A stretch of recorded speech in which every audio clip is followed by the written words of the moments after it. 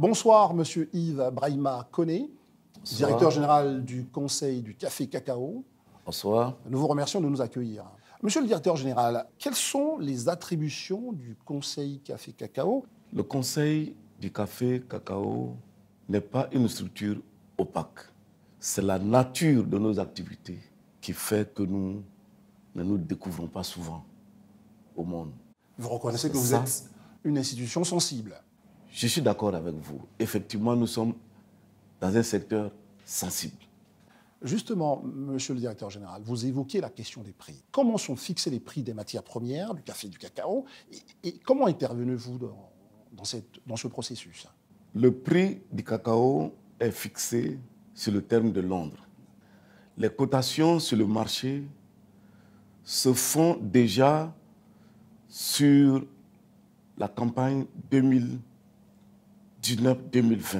À ce moment, nous sommes en train de vendre la production de 2019-2020. Naturellement, nous vendons également la campagne de 2018-2019. C'est en fonction des opportunités que nous offrent les cours.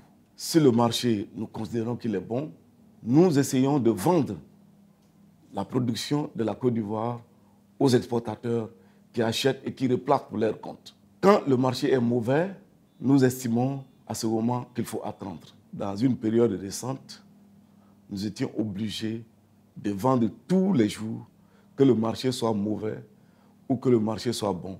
Nous étions obligés de vendre régulièrement sur le marché. Vous dites que le marché soit bon ou mauvais, vous vendez obligatoirement. Alors, dans ce cas, on se pose la question, comment on garantit le prix aux producteurs?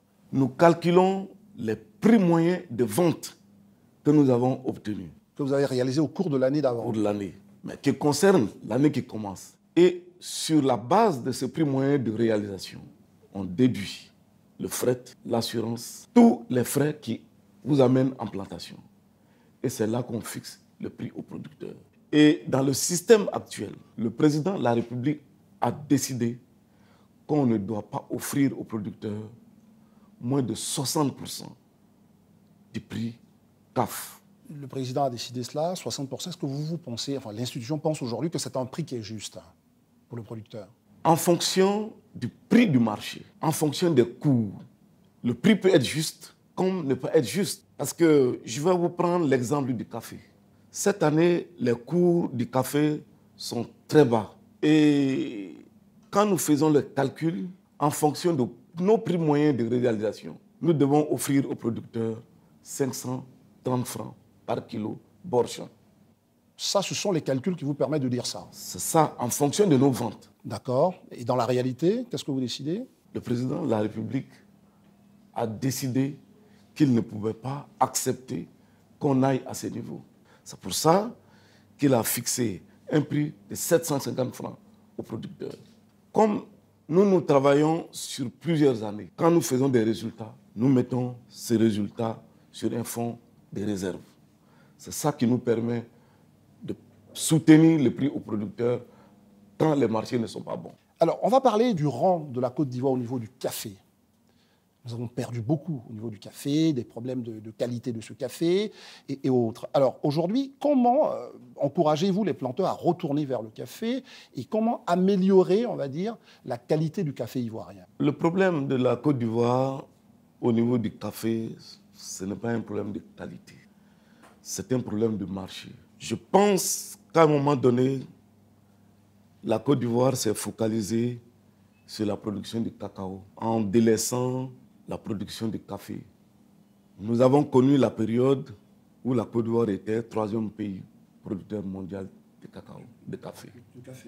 Et premier producteur mondial de Robusta. La problématique que nous avons aujourd'hui sur le marché du café, ce sont nos concurrents. Vous avez l'Indonésie, il y a quelques années, qui faisait à peine 40 000 tonnes. Ils sont à 680 000 tonnes. Vous avez le Vietnam, qui faisait à peu près 50 000 tonnes il y a quelques années, qui est aujourd'hui pratiquement 2 millions de tonnes. Je ne sais pas dans quel chemin ces pays sont installés, mais quand vous allez aujourd'hui sur le marché international pour vendre du Robusta, vous savez la concurrence de l'Indonésie et vous savez la concurrence du Vietnam Et ils vont faire des décotes par rapport au marché de l'ordre de 250 $ la tonne. Ça fait à peu près 140 francs de décotes que vous êtes obligé de faire sur le marché pour pouvoir vendre votre produit.